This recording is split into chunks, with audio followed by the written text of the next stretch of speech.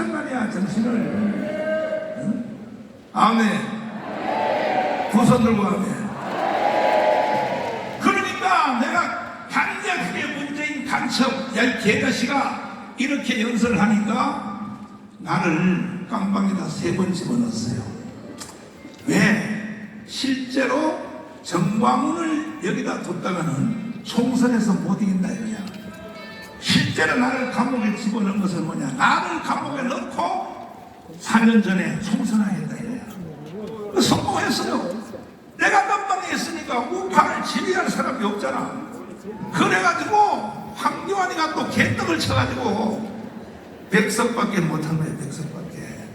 근데 실제 그보다가 더 무서운 것은 뭐였었냐?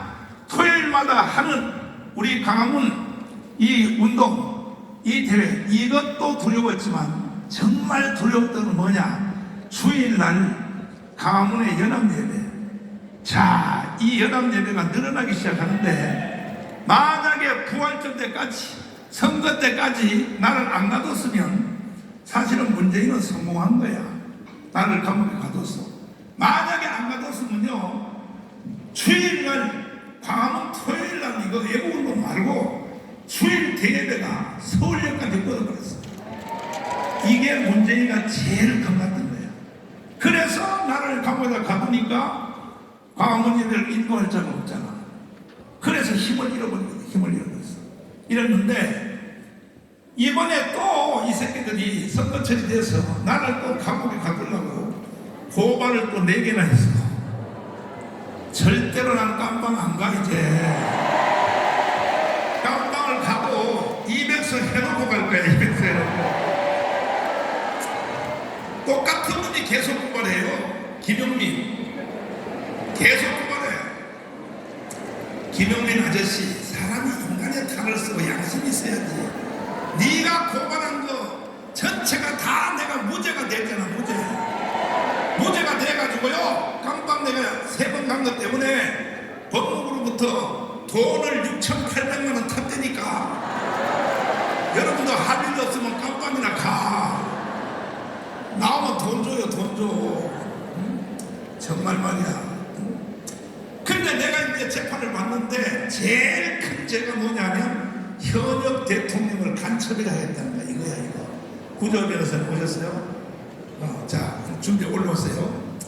현역 대통령을 간첩이라 했다 이거야. 이것이 제일 76개로 내가 고발당했는데 뭐 집시법 위반, 무슨 선거법 위반, 무슨 별로 죄가 다 있어. 76개. 그래서 쪼개기로 오늘도 내가 오전에 재판 받고 왔어요. 재판 받았는데 먼저 번에 무죄 다 받은 걸 가지고 또 다른 사건으로 하는 거야. 그 내가 조금 전에 재판하는데 내 검사님한테 그랬어. 검사님, 내 한마디 합시다. 내가 76개 혐의를 다 무죄를 받았는데 그거 판결문이나 좀 읽어보시고 떠들어야지. 검사가 돼가지고 헛소리를 하면 안 돼. 헛소리 하는 거야. 헛소리 하는 거야. 제일 큰 죄가 뭐냐? 문재인 간첩이다 이 자식이야. 그랬더니 그 사람 판사님이 물어서 날 보고 왜 현역 대통령을 간첩이라고 했습니까? 이렇게 물었어. 그 내가 뭐라고 대답했냐? 이것은 내가 대답할 문제가 아니고 이것은 문재인이 스스로가 간첩이라는 것이 도보다리에서 김정은에게 넘겨준 USB 내용에 보면 지가 스스로 간첩이라는 게 있습니다. 그랬더니 이 허선한 판사가 여자 판사인데 아주 똑똑해요. 세상에 청와대한테 USB 내용을 제출하라는 거야. 재판부로 제출하라는 거야. 못하는 거야. 두 번째 또 했어. 못하는 거야. 세 번째 또 했어. 못하니까 열받아가지고 76개를 다 나를 무죄를 딱 받들어버렸어. 나온 뒤에 도대체 이 USB 내용이 어디 있냐? 우리 변호사님이 실무 담당인데 변호사님을 통해서 조사를 시켜봤어. 김정은에게 넘겨준 USB 내용이 어디냐? 그랬더니 국가기록보존소에 있다는 거야. 조금 전에 조단 목사님이 말한 대로 지금 국가기록보존소 있죠. 대통령이 임기할 때 청와대에서 말 한마디 하는 거 모든 기록이 녹음된 것이 국가기록보존소에 들어가게 돼 있어요. 그리고 30년 후에 공개하게 돼 있어요. 그러니까 문재인 마누라 누구야 이름? 걔가 옷을 170번을 샀는지 뭐 샀는지 이거는요 30년 후에 가야 알아요. 30년 후에 가야 아는데 이번에 우리가 총선에서 200석을 해버리면 법적으로 그것을 조사할 수 있어. 그래서 200석 해야 된다 이거야. 그래서 국가기록보존소한테 우리 변호사님들이 질문을 했어. 그 USB 내용 넘겨준 거 김정은이한테 넘겨준 거 그거 거기 들어왔냐 그랬더니 뭐라고 대답해 왔어요? 국가기록관에도 없다. 제가 정보공개 청구를 여러 군데 했습니다. 그렇지. 대통령실에도 해보니까 거기도 없다. 어디 있는지를 알 수가 없는 거예요. 자, 그러면 문재인이가 자기가 국가기록보존소에 USB를 넣지 않은 것만 해도 이 새끼는 죽어야 되는 거야. 이거 불법이야, 불법. 국민들이 멍청하니까 가만히 있는 거예요. 문재인 이름은 반드시 처단해야 되는 거야, 처단.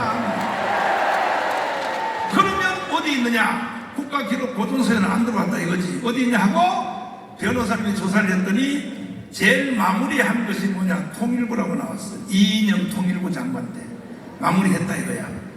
통일부한테 질의를 했어요. 그 USB 내용을 공개하라고.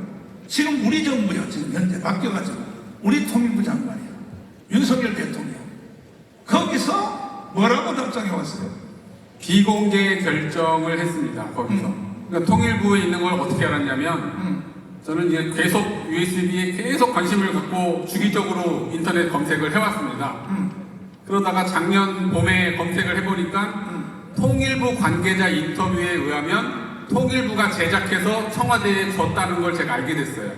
그래서 통일부에 바로 정보공개 청구하니까 얘들이 이제 부존재 통보 못하니까 비공개 결정, 국방, 외교, 통일의 안보, 국가 안보에 중대한 손해가 발생할 수 있는 염려가 있다고 해서 저한테 비공개 결정을 해서 그때 바로 행정소송을 제기를 했죠. 자, 국가 기밀 사항이 너무 심각한 내용을 김정은한테는 주면 돼, 안 돼?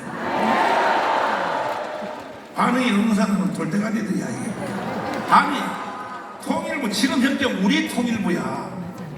이 국가 기밀 사항이 너무 심각하므로 공개할 수 없다. 그러면 국가 기밀 사항이 심각해서 일반에게 공개도 할 수 없는 내용을 김정은이한테는 주면 되냐 말이야. 돼요? 그래서 우리 변호사님이 말 많지 않아요.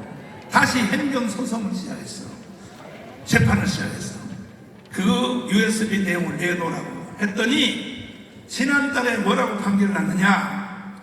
그러면 사실은 이걸 소송을 하면 한동훈이 법무장관 시절에 한동훈이가 압수수색을 해야 되거든. 그래서 나는 한동훈을 의심하는 거야. 왜 이래 또 한동훈이가 하룻밤 잤나 또 왜 이래 이거 또 말하니. 선지자의 말을 들으란 말이에요. 이 대한민국의 현재 국가에 대한 모든 내용을 아는 사람은 윤석열 하나밖에 없어. 하나밖에. 윤석열 대통령 하나밖에 없는 거야. 응? 아니 그러면 법무부 장관이 지휘하여 이런 건 바로 압수수색을 해야 돼 안 해야 돼? 그런데 법무부 장관 밑에는 검사들이 수사를 안 하니까 그러니까 변호사님들이 아무리 고발을 해도 안 되는 거예요. 그러니까 윤석열 대통령이 미치려고 하는 거야. 미치려고 하는 거야. 왜? 장차관들이 말을 안 듣는 거예요. 말을. 우리 지금 현재 윤석열 정부의 장차관들 비롯하여 청와대 350명 직원들이요 다 어떤 걸 가지고 있는지 알아요? 보세요. 이러다가 정부가 다시 넘어갈 수도 있어. 좌파한테. 안 넘어간다고 해서 안 넘어가는 게 아니에요. 1000만 조직 안 되면 반드시 넘어가요. 넘어갔을 때를 가정하고 넘어가도 자기는 처벌 안 받을 만큼만 일을 하는 거야. 이러니까 나라가 망하는 거예요. 나라가 망하는 거예요. 사나이가 풍화를 차고 태어나서 자기 소신껏 일을 하다가 올바른 일을 하다가 깜빵 한 번 갔다 오는 건 영광이지. 영광. 올해도 안 살아. 3달만 살면 돼. 근데 우리나라 100만 공무원이고 뭐고 다 버전이들이요. 이게 이래서 나라가 망하는 거예요. 나라가 망하는 거야. 국민이여 일어나야 되는데 일어나야 돼. 100만 공무원들요 한도 믿을 놈 없어요. 저놈들이요 다 지금 양다리 타기 하고 있어요. 지금 정권이 다시 뺏겨도 자기는 처벌 안 받을 만큼은 일을 한다. 이런 상태는 대한민국 망하게 돼 있다고. 망하게 돼 있어요. 예를 들어서 우리나라 전방에 있는 군인들이 전쟁해서 북한한테 잡혀도 자기는 안 죽을 만큼만 전쟁하면 돼, 안 돼? 전쟁 딱 일어나면 김정은이한테 아이고 오시리가 오셨습니까? 오도록 우리가 기다리고 있었습니다. 군인들이 그런 짓 하면 돼, 안 돼? 이 대한민국이 미쳤단 말이야. 미쳤어. 그래서 우리 변호사님들이 행정소송을 했는데 지난달에 판결이 어떻게 나느냐 말씀해 주세요. 원래는 피고 통일부에 요청을 했습니다. 그 USB를 비공개로 제출을 해라. 그러면 그걸 보고 판단을 합니다. 정보공개 청구는 다 그렇게 진행하는데 이번에는 저도 정보공개 소송 많이 했지만 처음으로 재판부가 직접 통일부에 가서 그거를 보겠다. 직접. 와, 그렇게 결정을 했습니다. 12월 달에. 그래서 그 보러 가는 데가 다다음 주입니다. 다다음 주에. 제가 정확한 요일은 제가 말씀드리기가 어려워요. 여기 분들 다 쫓아오실까봐. 그래서 요일은 말씀 못 드리고 갔다 와서 제가 말씀을 드리겠습니다. 네. 저도 같이 가니까요. 그러면 다다음 주에 가면 판사 3명이 통일부에 가서 직접 USB를 확인하겠다. 그래서 정권이 교체되는 게 좋은 거야. 그러면 USB 내용은 앞으로 2주 후에 홀딱 까질 텐데 최소한 1만 원 공개한데도 판사들이 알 텐데 이거 국가 기밀을 북한에 다 넘겼네? 이게 이제 딱 나와버리면 문재인 이 새끼는 어떻게 해야 돼? 2주 후에 우리가 강원에 다시 한번 모여야 돼. 모일 수 있어? 실제로? 이런 간첩 대통령을 우리가 5년 동안 섬겼다니까요. 그걸 대통령이라고 말이야. 마지막 말씀 한 말씀. 두 가지 쟁점들이 좀 있는데요. 과연 판사가 통일부에 갔을 때 통일부가 순순히 그거를 내놓을 것이냐 안 내놓을 것이냐의 문제가 있죠. 안 준다고 뭐 판사가 때려가지고 빼놓을 수는 없으니까 그 문제가 있고, 또 한 가지 문제는 보여준다고 했을 때 통일부가 보여주는 USB가 과연 문재인이 김정은에게 갖다 준 USB랑 동일한 USB인지는 확인할 수가 없습니다. 그거는. 왜냐하면 통일부가 그거를 만들어서 청와대에다가 갖다 줬어요. 그리고 청와대가 김정은에게 줬는데 그 두 개가 동일한지 여부는 아직까지는 확인이 안 됐습니다. 청와대가 거기다가 뭘 집어 넣어서 줬는지 아니면 바꿔치기를 해서 줬는지, 이게 왜 확인이 안 되냐면 제가 본 기사에 통일부 관계자 인터뷰에 뭐라고 써 있냐면 자기들이 청와대에 준 건 맞다. 근데 청와대가 김정은에게 준 USB가 그거랑 똑같은지는 모르겠다. 그리고 왜 모르냐면 김정은에게 건네주기 직전에 우리가 그것을 확인하지 못했기 때문이다라고 인터뷰를 했어요. 자, 이미 드러난 것 중에 하나가 대전지방법원에서 재판이 이미 거의 결론이 났어요.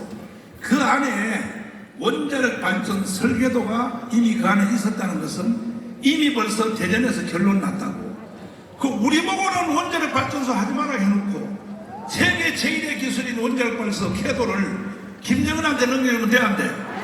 이거는 이미 대전 지본에서 확인된 거야, 확인된 거. 이 새끼를 어떻게 해야 돼? 어떻게 해? 이제 제가 이제 까기 시작하면 그 안에 뭔 내용이 나올지 주목하기를 바라고, 내가 여러분이 언젠가는 발동시켜 문자메시지 넣어서 가문으로 나와 그러면 새벽 2시라도 반스만 입고 다 튀어나와야 돼. 반스만 입고 다 튀어나와서 우리는 그래서 국가의 내전을 막아내야 된다 이거야.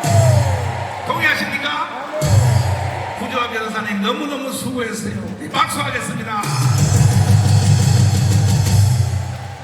지금 대한민국이 왜 개판이 됐느냐. 자, 우리나라 세금을 낸 것이 650조인데 그 중에 절반이 좌파 애들이 다 도둑질해가요. 유재일 어디 갔어요? 나오세요. 어떻게 도둑질 하는 것을, 원래 이놈도 좌파였어요. 이놈도 좌파. 여기서 있어. 좌파 쪽에도 악질이었어. 악질. 여기로 오세요. 그래. 가운데로 오세요. 자, 일단 사과부터 한마디 하시고. 내가 악질이었습니다. 사과부터 한마디. 여러분 잘못했습니다. 그런데 회개합니다. 회개합니다.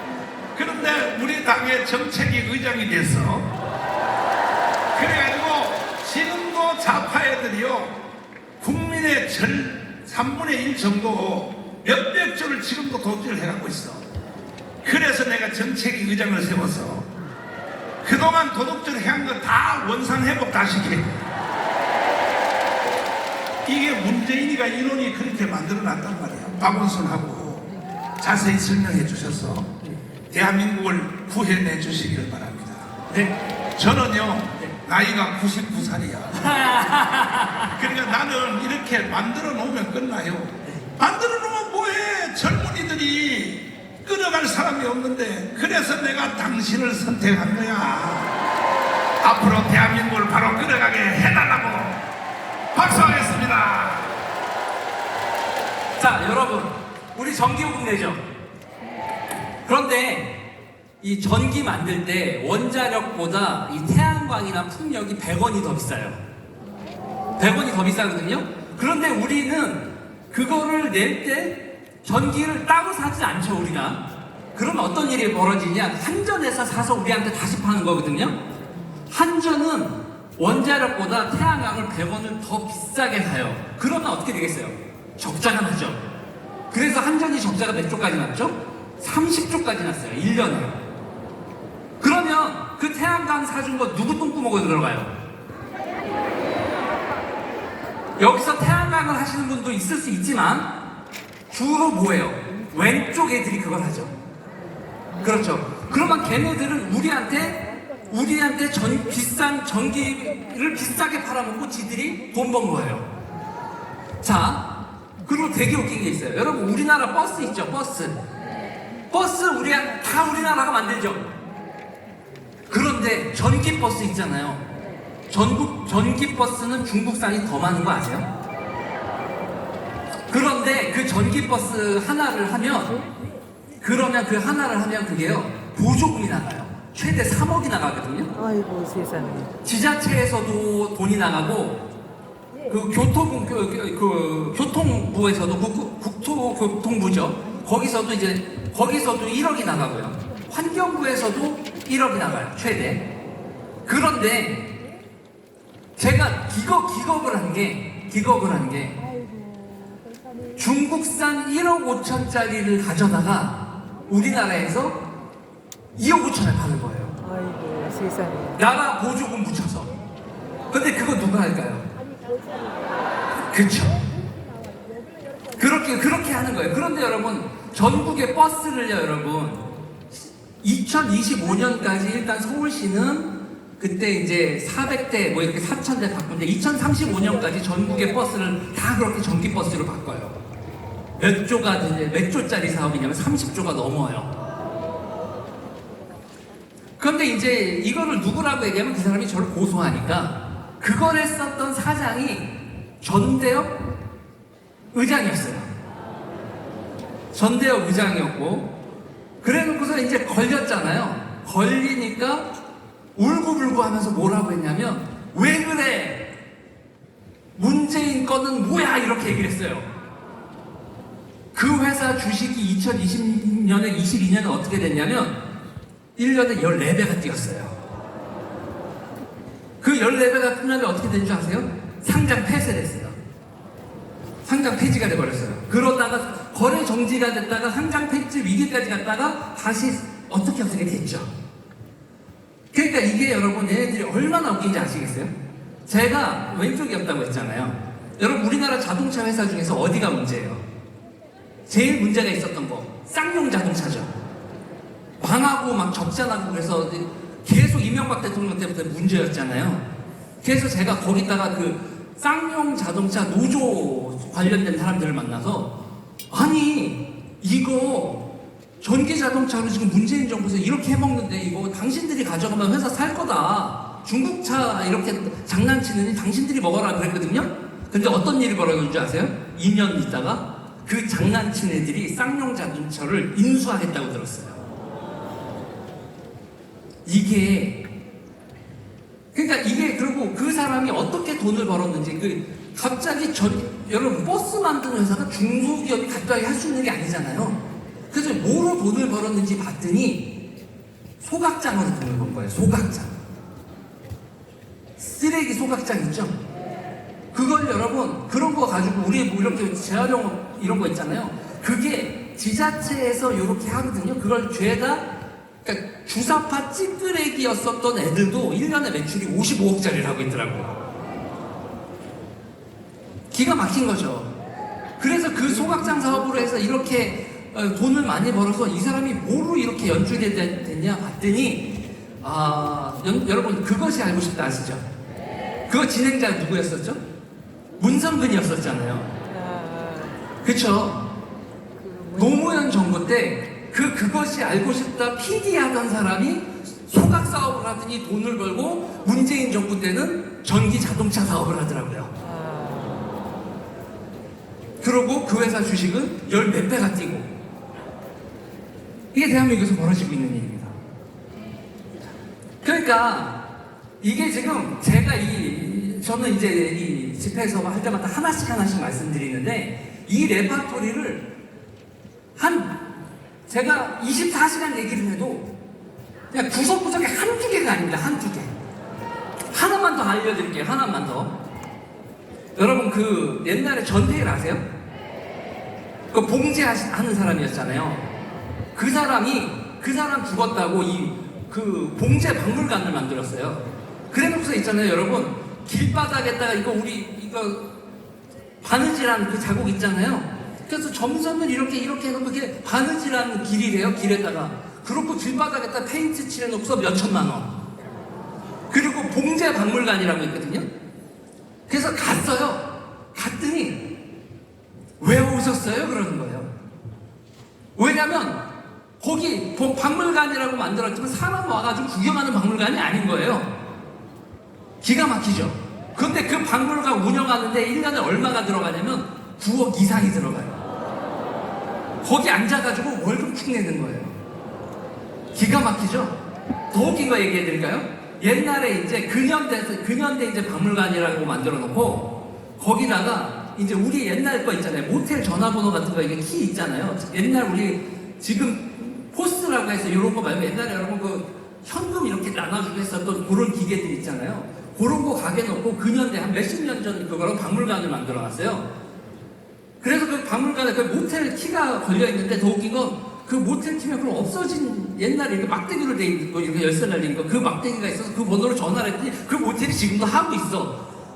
근데 그렇게 박물관을 만들어 놓고서 얼마를 빼먹느냐? 몇십억을 빼먹죠. 그냥 가서 사람이 오지도 않는데 앉아만 있어도 월급을 받는 거예요. 기가 막히죠? 돈 빼먹는 거. 이런 게 수주로, 그러니까 이놈들은, 자 보세요. 우리는 이 기독교가 정치를 맨 처음에 연결된 게 왕이 우리한테 도둑질에 가서 세금을 걷거든요. 기독교가 맨 처음에 이 퓨리탄들이 정치를 하게 된 건 세금 그렇게 도둑질 하듯이 걷어가지 말아라.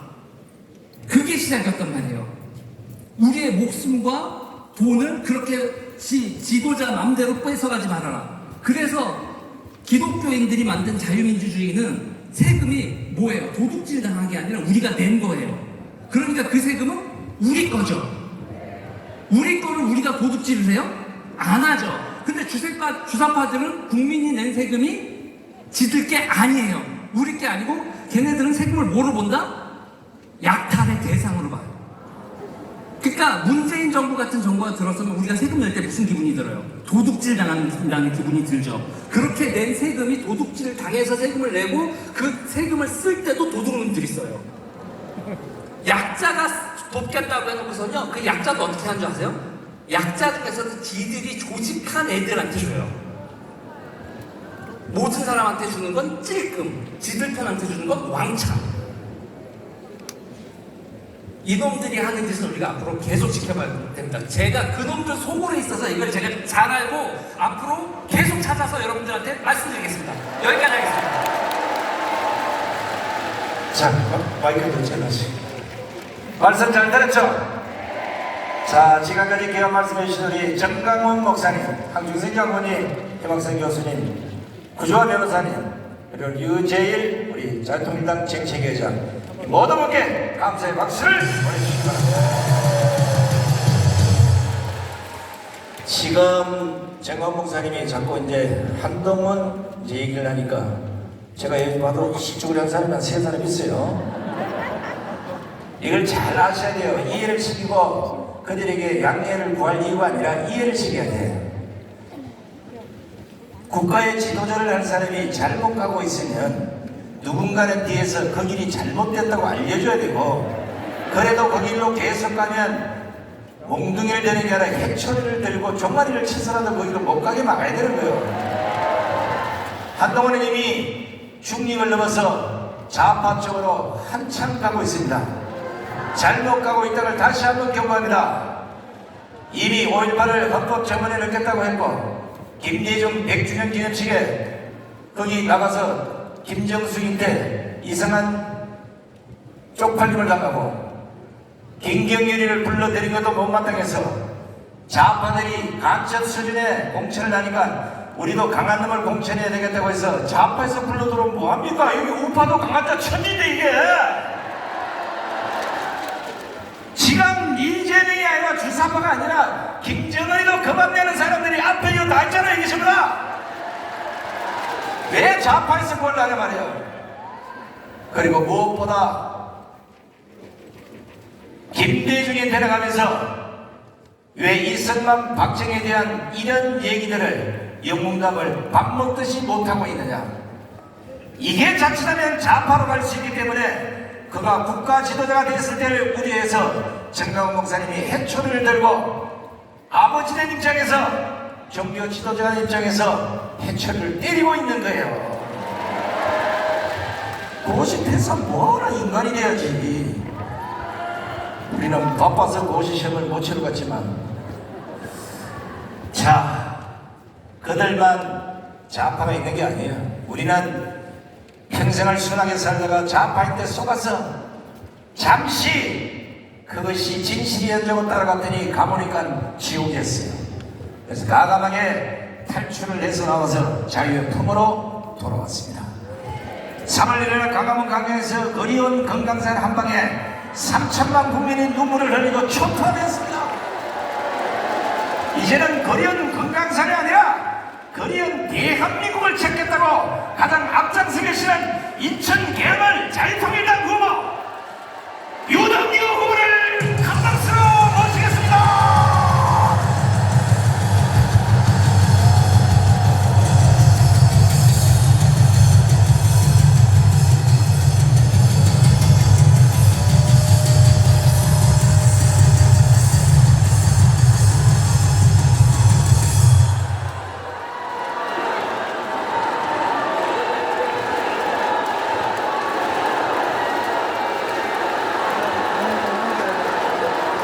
여기가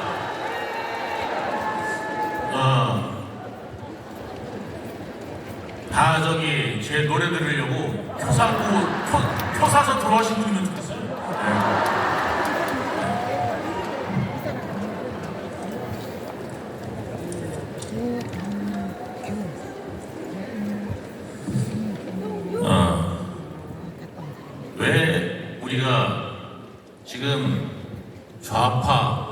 우파, 그 다음에 진보, 보수라고 그러는데 우리나라 진보가 있습니까? 패보는 있는데 진보는 없습니다. 네, 앞으로 진보라고 부르지 마시고 패보입니다. 이미 만한 공산주의 사상을 갖고 있는 사람들은, 외치는 사람들은 패보입니다. 전 세계가 공산주의하다가 소련도 문 닫았고 중국도 문 닫았습니다. 반만 남아 있습니다. 북한은 지금 공산주의가 아닙니다. 그냥 세습주의죠. 예, 왕조 국가입니다. 이름만 붙여놓은 거죠. 거기에 정부가 다 망했어요. 그런데 불구하고 아직 우리나라에서만 마치 엄청난 지식이냐, 뭔가를 배우냐 행세를 하고 있는 게 바로 지금 아무나 우리나라 대한민국을 만들고 있는 현실이다라고 생각합니다. 문재인 정권 때 가장 문제가 뭐였냐면 우리나라를 많이 망쳐놨습니다. 어떤 걸 망쳐놨냐면 사법체계를 망쳐놨습니다. 그러니까 마약 천국이 됐고요. 그 다음에 사기 천국이 됐습니다. 1년에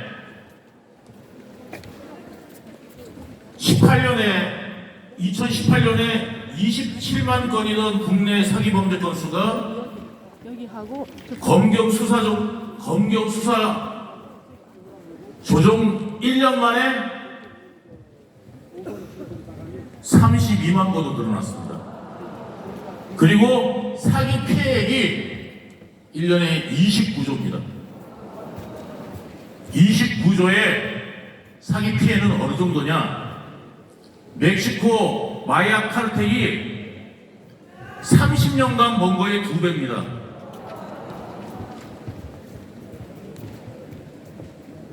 그 피해를 우리 국민이 당하고 있는 겁니다. 보이스피싱 피해. 지금 경찰이 지금 수사를 하죠. 경찰이 수사합니다. 검찰 수사 안 합니다. 특수한 거 외에는 경찰이 못 합니다. 그래서 경찰이 예전에는 경찰이 수사를 좀 부실하게 했다 그러면 검찰이 보강 수사라고 요청하잖아요. 지휘하잖아요. 그걸 못 하게 돼 있어요. 경찰이 뭉개고 있어. 사건을 뭉개고 있어. 3개월이 지났는데 조사를 안 해. 그런 건수가 지금 두직이 있습니다. 지금 병원만 밀려 있는 게 아니라 경찰도 밀려 있습니다. 지금 사건이. 왜? 예전에는 자기들이 조사 좀 하다가 이 정도면 되겠지 해가지고 올리면은 검찰에서 지시를 내줬어요. 이거 좀 넣어라, 이거 좀 넣어라, 이거 좀 넣어라. 그렇게 지시를 내려주니까 그대로 하면 되는 건데, 이제는 뭐냐면 자기들이 책임을 져야 돼요. 그거를 이제 수사를 완벽하게 해가지고 책임을 져야 되다 보니까 그 일선 담당 경찰관들이 무서운 거죠. 공무원이 제일 무서운 게 뭐냐면 책임지는 거예요. 제대로 교육을 받았습니까? 네?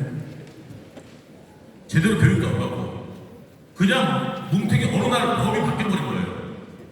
그럼 일선 경찰서에서 이걸 갖다 수사해서 올려다가 만약에 내가 수사가 잘못돼가지고 나보고 처벌받으라 그러면 이게 되겠냐고. 옛날에는 어때요? 검찰이 올리면 검찰이 또 한 번 더 불러서 그거를 수사하게 해주니까 경찰도 편해요.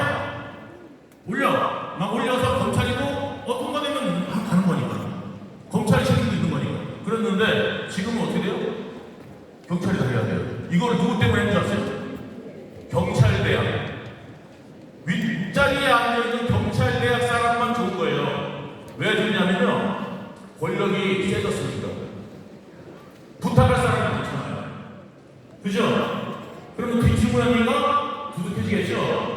그럼 가능성이 높아지면 되잖아요. 자기를 찾는 사람이 많아지는 거예요. 높은 사람들, 경찰에.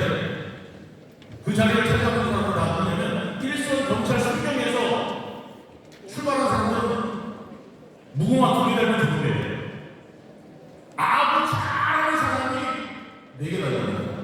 총병대입니다. 아부를 경찰서에서 정말 잘한다. 이런 사람 총병 나와요. 라인 잘탄 사람. 옛날 이름이죠. 예. 그런데 정말 수사만 열심히 하는 사람들은 승지도 못해요. 왜? 위에 잘 보일지도 모르고 수사하다 보니까. 그런 사람들은 어떻게 되냐면 보통 무궁화 2개, 장가라에 3개 달려서 겁니다. 정형 퇴직하는 거예요. 직급 정형제가 또 있어가지고 예, 또 올라가다 보면은 또 빨리 나가야 돼. 윗자리를 다 찾아보고 있는 사람들은 치안감부터 다 찾아보고 있는 사람들 다 누구예요? 경대 출신들. 근데 경대가 왜 그런 특혜를 드려야 됩니까? 요즘에 일선 경찰들 대학 안 나온 사람은 없어요. 다 나왔어요. 어쩜 경찰들이 오히려 박사도 있어요. 석사도 있고. 그런데 경찰이 하나 나왔다고? 차라리 우리나라는 경대를 없애야 됩니다. 경찰력을 없애서 모두 순경부터 출발하되 이제 어느 정도 올라가면 1년 정도 교육을 받게. 군대도 그래요. 예를 들어서 소령으로 올라가면 1년 정도 교육을 받습니다. 예, 영도동 자교로서 교육을 받습니다. 우리나라 경찰들도 경찰대학이 뭐를 해야 되냐면 그냥 받아서 무궁화 하나로부터 출발시키는 게 아니라 처음부터 출발하다가 이제 무궁화 하나 올라가면 1년 정도 교육을 받는 거예요. 예, 교육을 받고 그 다음에 이제 또 말동으로 이제 큰 말동으로 이제 옮겨가면 또 1년 교육을 받고 이런 교육기관이 되어서 경찰이 우수한 경찰들이 될 수 있도록 이 기관이 돼야 되는 거지 모두 공평해야 되는데 이게 지금 경찰들 공평하지도 않고 교육도 안 되고 있고 승진은 저체돼 있고 이런 상태에서 이런 개혁부터도 안 해놓고 무조건 검수 왕박부터 해버리니 이게 소화되리가 있겠습니까? 그래서 지금 우리나라 사기범죄, 마약범죄, 마약이 6배가 늘어났습니다. 대검 중수부에 있던 마약관을 갖다가 없애버렸어요. 하루아침에. 그러니까 어떻게 되겠어요? 컨트롤 타워가 없어요. 수사 공조가 안 돼요. 사기범죄, 이게 어느 나라에서 하느냐면 요즘에 사기범죄가 국내에서 하는 게 아니라 외국에서 합니다. 그죠? 나 좀 전에 전화가 문자가 한다고 왔어요. 뭐라고 그러냐면 제 KB 국민카드로 79만 원이 결제됐대. 해외에서. 저 신용불량자예요. 감옥 갔다 왔더니 신용불량이 돼 있어요. 신용불량이. 그래가지고 지금 뭐 이거저거 뭐 이제 벌금 내야 되고 뭐 이래가지고 제가 지금 빚만 무지하게 많은데 제가 무슨 카드가 있겠어요? 신용카드도 없는데 제 KB 카드로 해외에서 말씀드린 건데 해외에서 제가 79만 원을 써가지고 결제가 됐다는 거야. 카드도 없는데 무슨 결제가 돼? 그걸로 잘못해서 이거 나 결제 안 했는데 그러고 뚱 누르면 어떻게 돼요? 핸드폰이 여러분 게 아닌 게 되는 거예요. 그때부터. 그런 범죄로 인해 가지고 우리나라 국민들이 얼마나 많은 피해를 보고 있습니까? 이거를 멍하니 가만히 보고 있으면 되는 겁니까? 그게 국가입니까? 이렇게 만들어 놓은 인간들이 누구냐면 문재인입니다. 나라를 인권으로 만들어 놨습니다. 그 다음에 지금 국방 문제죠. 여러분들이 지금 이렇게 와가지고 이 시간에도 여기에 앉아있을 수 있는 이유는 뭐냐면 지금 전쟁 났으면 여러분들 올 수 있습니까? 못 옵니다. 지금 우리나라 평균이요 30년 만에 한 번씩 전쟁이 나야 되는데 지금 70년을 갖다가 평화의 시기를 맞이하니까 사람들이 조금씩 해이해져가. 30년에 한 번씩 전쟁이 났거든요. 우리나라 평균 역사를 보면. 그런데 한 70년쯤 가니까 시대 감각이 없어져요.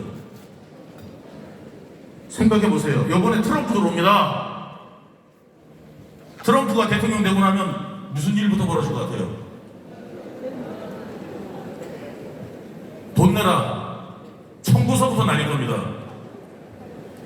그럼 좌파도 그러겠죠. 대통령이 그거라도 받으려고 그러면 어떻게 되겠어요? 아니면 미군 철수할게. 그 다음에 핵을 맞든지 전쟁이 나든지 니들이 알아서 해. 대한민국이. 그리고 우리는 갈게. 니들 가려며. 우린 갈게. 자, 가자. 이렇게 나가요. 자, 그러면 좌파들 뭐라고 그랬어요? 이재명 뭐라고 그랬어요? 좋다고 그러겠죠, 그죠? 전쟁 나면 우리 국민이 한 명이라도 죽으면 그로 인해서 그 좌파들 책임질 겁니까? 책임 절대 안 질 겁니다. 지금 대한민국에서 그딴 소리 하는 놈들을 잡아다가 죽여야 됩니다. 전쟁 나고 이재명 보세요. 자기가 했든지 전부 다 부인하죠. 내가 그랬습니다. 죄송합니다. 하는 거 보셨습니까? 전쟁이 나고 그 사람들은 남탓할 겁니다. 미군 철수가 돼서 실제로 미군이 지금 이 땅을 떠난다고 생각을 해보십시오. 그러면 우리 뭘로 지킬 겁니까? 핵 있습니까? 북한도 있고 중국도 있고 러시아도 있는데 우리나라는 핵이 없어요. 우크라이나는 왜 전쟁이 일어났습니까? 우크라이나에 핵이 있었으면 전쟁이 나지 않았을 겁니다. 현실 감각을 잃으면 어떻게 되겠습니까? 균형 감각을 잃으면 넘어지듯이 현실 감각이 잃으면 망합니다. 지금 이 나라에서 반역을 하는 반역자들을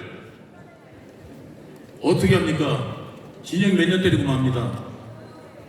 기껏해야 증거가 다 나가고 나라를 전복시키려는 계획을 세웠던 이석기도 지금 나와 있습니다.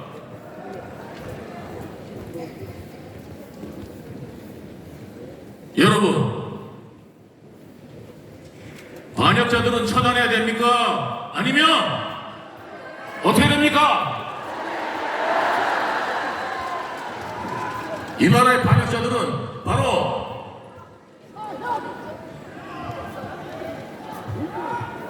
본때를 보여줘야 됩니다. 그죠?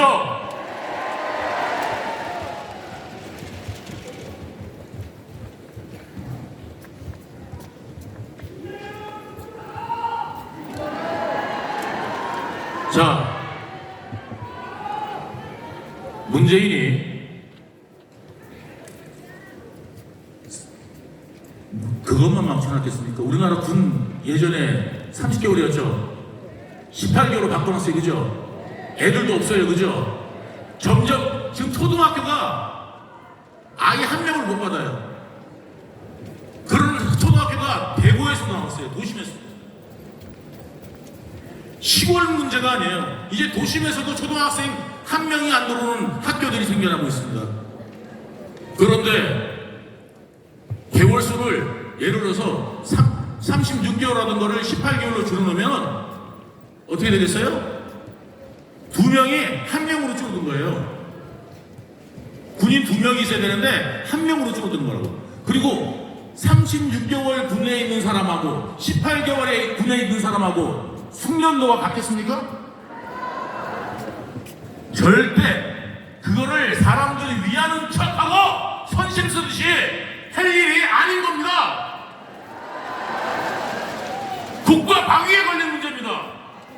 자기가 선심 쓰듯이 그래 군대 가면 힘들지 18개월 해줄게 이게 할 일입니까? 이게 바로 국가 반역입니다. 어떻게 해줘야 되느냐면 36개월 힘들다고 생각하면 18개월을 해주고 싶죠? 그러면 18개월은 국가에게 봉사해라. 나머지 18개월을 더하면 국가가 보상해줄게 해서 18개월 더한 사람들 군인들한테 어떻게 해줘요? 예, 혜택을 주면 됩니다. 그래서 이 혜택을 받을래? 아니면 18개월 그냥 국가 의무만 좀 끝낼래? 라고 선택을 하게 해도 충분할 수 있는데 국가의 돈은 더 들어가고 월급은 많아졌어요. 그런데 불구하고 사람은 줄어들어.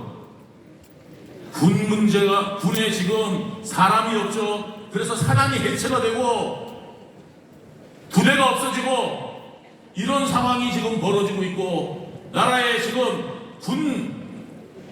경찰, 검찰은 엉망진창을 만들어 놓은 게 바로 이 4년 만에, 5년 만에 문재인 정부가 한 짓입니다. 네. 자, 이제 마무리 좀 하시고요. 네, 여러분, 이 사람들한테 계속 정권을 주셨습니까? 이재명이 당선되면요, 제가 분명히 예언 하나 하겠습니다. 당선되는 게 아니라 당선 안 되더라도 지금 이재명은 100석이든 70석이든 상관없어요. 민주당이 망해도 상관없어요. 왜? 자기가 자기를 살려줄 측근들만 있으면 되는 거예요. 그래서 민주당이 지금 성공하든 실패하는 게 아니라, 내가 이 민주당이 이번에 참패를 하더라도 나를 몰아내지 않을 세력으로 채운 겁니다. 그 세력 안에는 모두 채운 줄 아세요? NL 좌파들, 이석기 같은 사람들로 채워놨어요. 그러면 그 사람들한테 왜 채워놨을까요? 이재명이 그냥 자리를 줄까요? 이재명이 정말 위험하면요, 북한에다 연락해서 대포라도 쏘라고 그럴 인간입니다. 이재명이 자꾸 대포 쏘면 또 뭐라고 하는지 아세요? 이재명이 윤 정권이 잘못해가지고 저랬다고 할 거예요. 그 짓 하려고 분명히 획책할 수 있습니다. 감옥 가게 생기면 그 짓도 반드시 합니다. 나만 살면 되는 사람이기 때문에, 여러분, 정말 이 시기에 이런 위험한 인물들, 그 다음에 위험한 정파들이 정권을 잡지 못하도록 여러분들이 정말 눈동자처럼 바라보고 정신 바짝 차려야 대한민국이 살 수 있을 거라 생각합니다. 저 빨리 마치라고 그래갖고 노래 하나 불러드리는데 못 부르고 그냥 내려가겠습니다.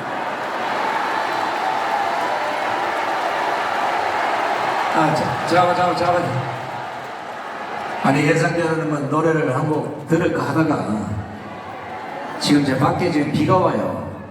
그래서 밖에서 지금 이 시청하는 분들도 계시기 때문에 시간 관계상 시간을 좀 줄여야 되기 때문에, 그리고 또 유동규 우리 후보의 노래를 너무 자주 들으면 쌈마이가 돼. 앞으로 여러분들 노래 들으려면 10만원씩 내고 노래요. 근데 그 말에는 제가 좀 이유가 있습니다. 왜냐면 제 노래를 자꾸 부르면 쌈마이가 되는 게 아니라, 제 노래를 자꾸 부르면 자꾸 더 듣고 싶어지게 돼요. 항상 긍정적으로 살아야 돼요. 하나님이 주신 이 아름다운 세상에 이 아름답게 살아야 됩니다. 자, 그러면 제가 찬송가 40장, 내가 이거 저로 가세요. 네. 자,